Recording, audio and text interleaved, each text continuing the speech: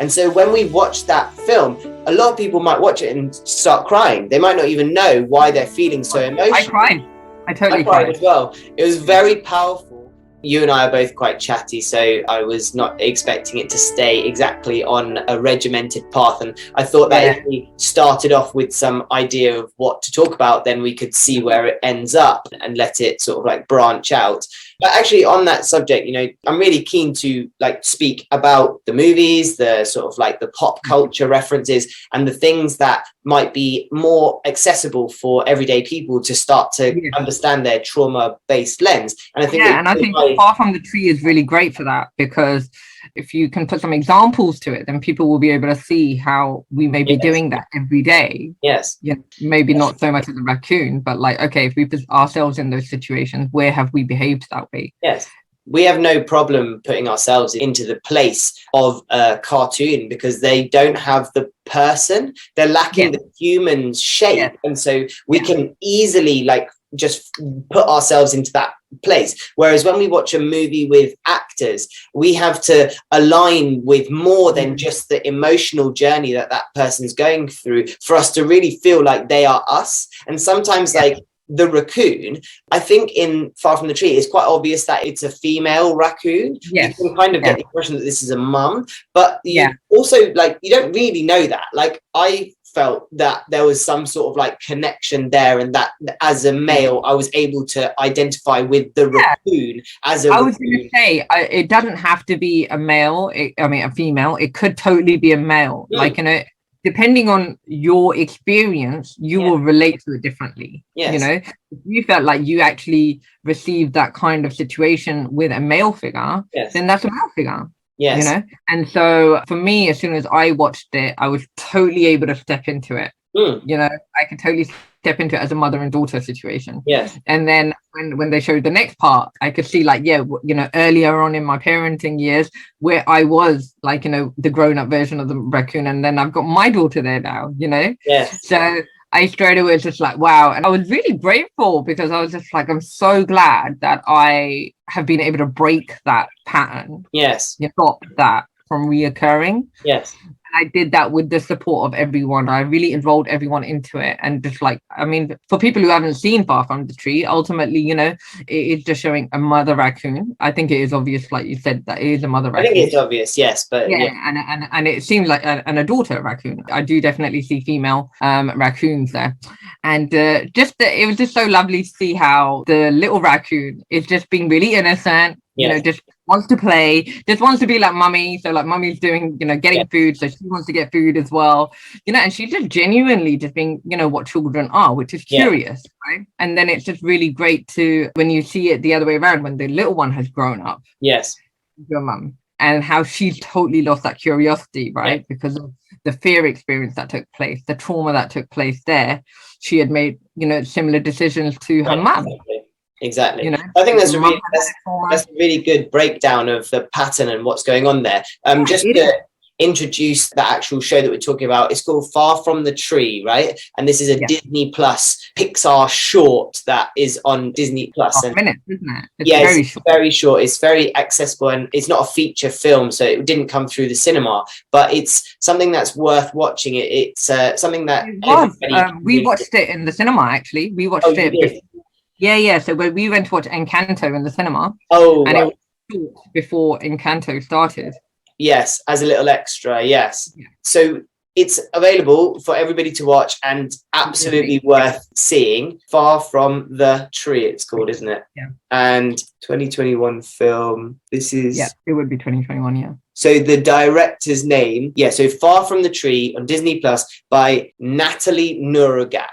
Natalie Nouragat. I assume that's how she says that, spells Nouragat. So Nouragat, Natalie Nouragat is her name. And both of us, we found her on social media and started following her. I sent her a DM and said like, wow, like that was really excellent. And I definitely wanted to produce content surrounding her short storyline that she's created there. And so Jag and I have communicated through Facebook because you wrote an excellent article detailing how to interpret the movie and to try and understand the depth to which this movie might be speaking to us. And one of the issues is that sometimes we watch TV and movies, and subconsciously we can pick up on the messages because we can feel the messages, but consciously we're not actually aware that we're learning something. And so when we watch that film, a lot of people might watch it and start crying. They might not even know why they're feeling so emotional. I cried. I totally cried as well. It was very powerful. And I think a lot of people would watch that and think, what a cute story about a raccoon. And that's it. It's like a very sweet, cute story. And there was a fox or something and it wanted to attack the baby. And there was a shell at the end and mum gives the baby the shell. And it's very cute, sweet ending. And it's very lovely and, you know, heartwarming because there's this evolution of the character. But I think unless you really have a look at TV shows like this trauma-informed lens, you actually can't see that the mother is suffering deeply from her own emotional wounds from her own childhood. And this is an example of a TV show that is really trying to hammer that home and really trying to make it as obvious as possible. The mum has a scratch on her face that she receives from a fox or a wolf when she's a child, and she still has the scratch on her face as she grows up into an adult, which is the symbolism of the trauma itself. Left with the scar. Exactly. You know, you're left with the scar. It doesn't ever go away. Yes, you know, and that's the physical scar, which that's the physical of the scar, which represents the emotional scar, which she's carrying and living with it, like you're saying. It's like it doesn't go away. And I think that Far From the Tree has done a really good job to make it blatant and obvious. Beautiful way as well. But such a beautiful cartoon. But still easy to miss unless you understand. And so that's why I think that your article is really valuable and really useful, and why I had to comment and let you know how impressed I was with your ability to analyze and interpret what was in the show. So I'm really glad I've been able to have this conversation today, because I think that we can really dive deeper. We can perhaps express the stuff that we picked up and noticed, and hopefully in the future we'll be able to speak more about other films and movies that perhaps we could explore, such as Encanto, which I know that you and I are both looking forward to speaking about. So good as well. I think when you get so related, I mean, some people there's been some criticism as well on these cartoons as well, because some people just want them to be nice cartoons and they don't want them to be dealing with issues, right? just like you and I wanted our adult lives to be nice and simple without problems, right? And then sometimes the movies are a distraction, right? They're a period of time to dissociate with reality. And now they're trying to put reality in cartoons. I see. I think some people are getting triggered by it as well. Well, absolutely. I think it's beautiful, because actually it's an opportunity, you know, for them to wonder, why am I getting triggered by this? Perhaps, yes. And that's the people that cry without knowing why, because they feel it on an emotional and spiritual level, but they can't interpret it to understand what they're going through. And I think that's why this conversation is so great, because we can give different, I mean, you've got your interpretation, I've got mine. And like mine, really, I can really relate it to real life circumstances, you know, where that situation's maybe happened between my mum and me. And then I've seen it happen between me and my daughter. And, you know, like in that format, it was like, wow, like they sound so great, like the way they captured that. For me, for example, like I can still remember, as I've been doing a lot of work around trauma for a few years now, and hopefully so working through my own trauma has really obviously helped me see this, and then I help other people through my coaching with that now. And that compassion that we're looking for, like I remember I didn't have that compassion before, you know, I really didn't have love for myself, I didn't have that understanding for myself, I didn't have compassion. And a lot of that had to do with the fact that, you know, we grew up in survival mode, right? We just grew up in fear, you know, that and my mum had grown up in fear, you know, my grandmother had grown up in fear. Basically, again, you know, in my article that you're speaking about, we're speaking about generational trauma. You know, they had to migrate from different countries. You know, they had to deal with circumstances that were really difficult, you know, like I think we're extremely fortunate in today's day and age compared to what they had to endure, right? Like, you know, it's, you know, I can't even imagine, you know, but what they had to go through left them being a certain way, and they were responding from their trauma. And they were consistently in fear. They were consistently scared that something was going to happen, and they took actions, unfortunately, that were leading to disconnect consistently. They were disconnecting instead of being able to connect with you. And so in the cartoon, it was so great how, they show in the first part, where the mum and the daughter, where, after that incident happens, where she could have got hurt, obviously, the daughter could have got hurt, and she saved her. And instead of holding her and explaining to her what happened, she's push it, they show this divide, right? I think she gets told off first, and then yes, exactly. And that's what's been happening for years, for generations. Yes, there's been no communication. There's just been that walk away, angry, and now you just need to go away from it. I really hear what you're saying. I think it's really valuable what you're saying about being compassionate for previous generations, because it's so easy to look at our childhood, which everybody's childhood has problems. There's always difficulties because the parents are struggling with life as well as being parents. And so having that compassion to understand that the previous generations are perhaps like trying to improve every single time. They're trying to improve, but sometimes they get lost in what the priorities are. And in this case, in this movie, we're talking about safety being the number one priority. But in the situation that you were referring to, which is the immigration and perhaps arriving in a country, we hear a lot of stories, especially within our Asian community, of people who arrived and they say, I didn't have 2 pennies to rub together. And that's where they started from. So I think sometimes it's resources that get so shared between many people, all living in a big house, perhaps, and trying to work as hard as they can to just make ends meet. And now we've got actually possibly enough. There's a lot of families and a lot of communities who actually have enough, but the mindset is really difficult to free yourself of, because they have the memories and they have that lodged in as like a deep set memory that isn't easy to release and let go of, which is kind of how you were saying that you can reflect these movies back and use them to interpret your own life. But I think until we start to recognize that our parents might have had other things on their mind and it wasn't anybody's fault, they weren't doing it on purpose, I don't think that we should rush to forgiveness. I don't think we should rush to compassion. And it's not about forgiveness. It's not about forgiveness. It's about being forgiving about what happened. But it's not about, I need to forgive my parents for what happened. I don't actually need to forgive them for what happened, because they were doing the best that they can. I don't need to have sympathy for them neither.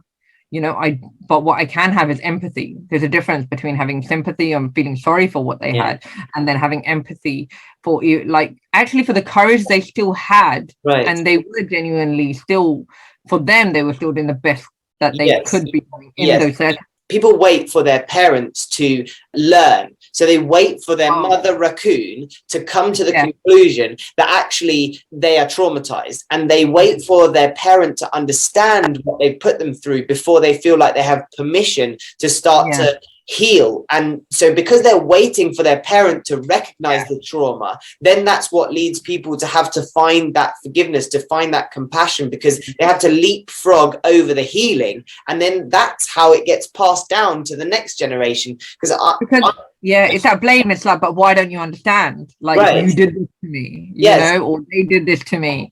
And then if you're just going to keep on going into that blame pattern and not taking any responsibility for your own healing, like, it's impossible for any. I really believe that if you just work on your own healing, that you actually help transform those around you. You actually create healing for those. And I've seen that happen in my family. Then I got curious. That curiosity came back that we had when we were children. It's very fortunate in your family that people are willing to listen and to understand. And I'm sure that it wasn't a linear journey. So I'm not saying it took about 4 years before that happened. I didn't know I was in trauma. And so like even aren't as fortunate to have. Now I know I was it started like when I was 17, right? Like, you know, my depression started then. I would like to jump in there and mention that the more that we understand about the unconscious patterns and the subconscious mind, those behaviors are the attempt for our spirit to say to our parents, look at how badly your job was done. Look at how much you didn't know what you were doing. Look at how much you missed out on. And so our behavior starts to manifest and exhibit all of this self-sabotaging, because we're waiting for the parents to start to see how much we're hurting inside.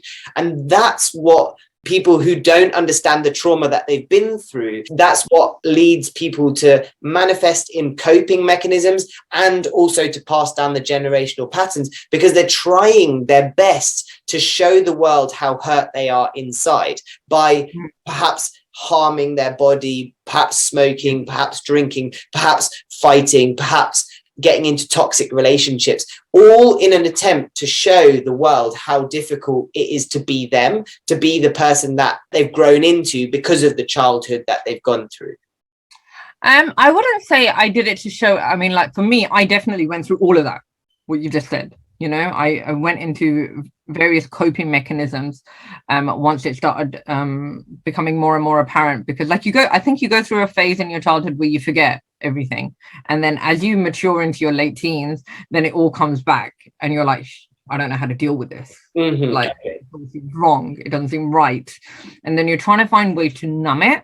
You know, and you're trying to deal with it internally. It's not actually an external thing. Yes. And if anything, I felt like I actually really took a step away from my family, because I was like, I would rather be away from them. The attention that we sometimes try to receive is our own attention. We're trying to beg ourselves to start paying attention to what we've been through. And we think those things are helping initially, right? That we have this false... in a way they are. Sometimes. Actually, you know, for a few hours, I can forget about it. Yes. You know, or I can do this. And then obviously it becomes a really bad habit, right? Then it just becomes a really bad habit. I very much used to get into fights with people all the time. You know, I was actually sharing that with someone yesterday. Like, you know, like there was that sort of like, and it all came from it wasn't coming from attack, it was coming from defense. It was really coming from trying to defend myself. That's the way I perceived it at the time. I don't think that we have much of a choice about it when we are so absorbed by our coping mechanisms. Facing the world without our coping mechanism feels like death, and actually in a way it is, because we're kind of like killing the part of ourselves that is innocent and vulnerable, and we're having to face the fact that we went through something which we've kind of put to one side. And you mentioned about not remembering stuff from the past. Depression, repression, like there were so many memories that were just gone, and then suddenly they were trying to come back. You know, someone would say something and then it'd get triggered, and then you'd get a memory and you're like, oh, I don't like, that was a horrible memory, I don't want to think about it anymore. I mean, that's getting a little bit off track again, but like that's the impact of trauma, obviously, right? You know, even I was responding, right? I wasn't actually dealing with the trauma. I was trying to avoid anything to do with it, right? I just didn't want to deal with the pain. I didn't want to deal with the feelings that were coming up, you know? So there was just, and I hadn't learned any other way to do it, because we weren't brought up talking about it. No, we didn't that's exactly it. Emotionally regulating ourselves, because our parents didn't even know how to emotionally regulate themselves. I think that for me, that's a really good way to understand what the definition of trauma is that there's something that happened to you that you didn't know how to understand. And when you look back on it, you can't comprehend how that could have happened to you. And you just know there was something wrong, but you're like, yes. Now I think that you end up with you end up with the alternative options of what it could possibly be. One is that I must have been something that was worth traumatizing, or the people around me who were supposed to be looking after my needs weren't capable of looking after my needs. And so then we have to go with the option that it's us, because how could we possibly look at the people that we love and that love us and that show us all of this affection and give us shelter and food and support and resources as people that wouldn't care about us, which we know as adults, it's not guaranteed that parents are going to love their children. Some parents have to work very hard to love their children. But and again, that will be because of trauma. That will be because of their trauma that they will struggle. Which is what you were saying about the compassion for the previous generation, to start to see that it's not actually intentional. But I think when we're left with that choice, that's when the trauma stays with us, because we have to assume that it's us and that we were the kind of person that deserved that or needed that. We're actually punishing ourselves. Right. We're doing those coping mechanisms as well. We're self-sabotaging ourselves because we don't think we're worthy. We don't think we deserve it. We don't think we should be happy because we did this like I must have done something for this to happen to me. You know, I don't deserve to be happy. And then a lot of my self-sabotage was from a deserving perspective as well. Yes. I mean, when I started finally working on my trauma, I was like 38. And I probably didn't realize it was trauma until I was about 41. I had started doing work on just getting better, because I had allowed this to spiral over 20 years.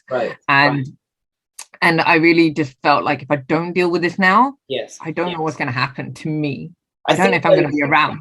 Even like that's how scary it was. Yes. Like I really knew I need to literally I quit my job. That's exactly what I'm saying. I went out there and I was like, and everyone's like, what are you doing? I was like, I don't know, but all I know is that I need to full stop what's been going on up till now. Absolutely. And I think that fear, it actually is feeling like death. Like the choice is, do I face my biggest problem in my life or do I survive? And those it was time to face it. Yeah. It was time to face it, because for 20 years I was trying to just survive and pretend nothing happened. Yes. Like a lot had happened. And I was trying not to deal with any of it. So let me just ask you this. I think we'll probably end in about 5 minutes, but let me ask you this question. So how would you feel about this sort of theory suggestion that the coping mechanisms end up perpetuating our shame, and so we start to believe that we are the kind of person that deserve to go through that because of the way in which we have traumatized ourselves by our own coping mechanisms, because we treated ourselves 100%. So badly in an effort to survive. Every day I felt bad. Yes, actually we are perpetuating this cycle, and we're reminding ourselves why we were supposed to be traumatized as a child, because we've gone through, like, for example, if you're drinking or smoking, you might be like, see, that I'm that type of person that can't live effectively. Stop drinking. I can't stop doing this. What is wrong with me? You know, I should know better. I should be this. I'm a professional. I'm a parent. I'm a this. You know, I had like on the outside, it will all look perfect. Like there's everything has been ticked off. And then so why am I still depressed? Why am I still drinking? Why am I still self-sabotaging my relationship? Why am I, behaving in ways that can only push people away? So I had really become, 100%, because until you get conscious of it, you are just believing it's you. I mean, it's not anyone's blame. It's just how you framed it at the time. Obviously, you framed it like you said, you're either going to blame your parents or you're going to blame yourself. And most of us do blame ourselves, right? And that shame comes with all those coping mechanisms. So every day was that guilt and shame cycle, because I should know better. The guilt comes from not behaving the way you know you should behave. And then there's the after effect, the aftermath is the shame, right? Then you feel ashamed about it, that you did it again, and it just becomes this horrible cycle. You got to turn it upside down, don't you? And like see it from the opposite end.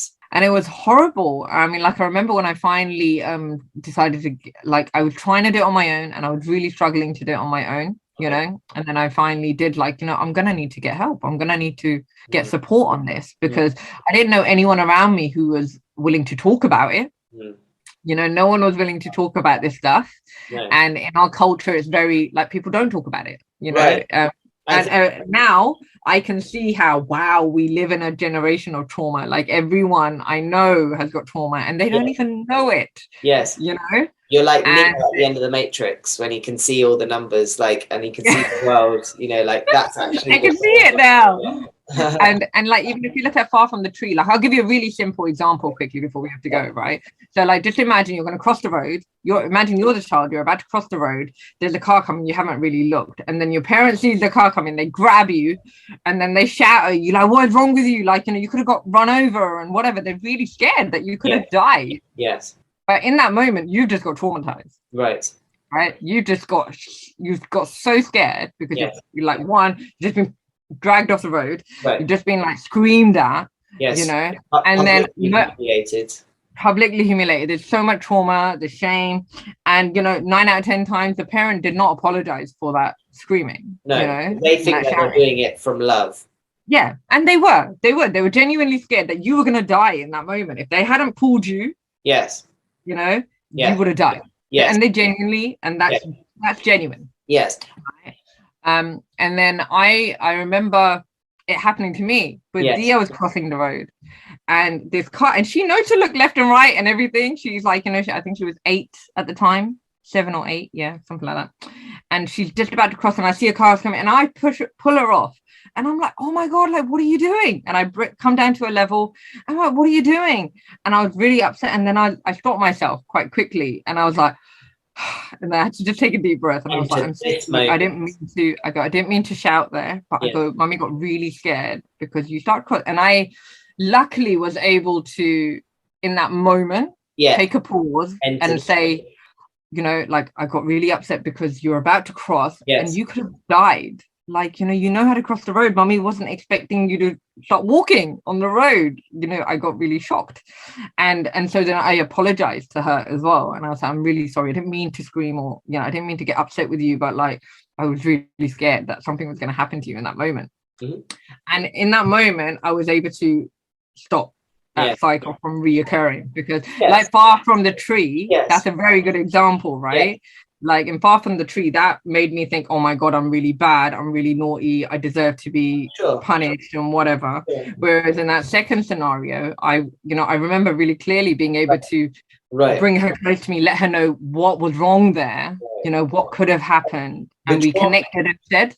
The trauma resided in your spinal brain, and it was in your exactly like the cartoon, you know, like when the mom's about to start screaming, muscle memory.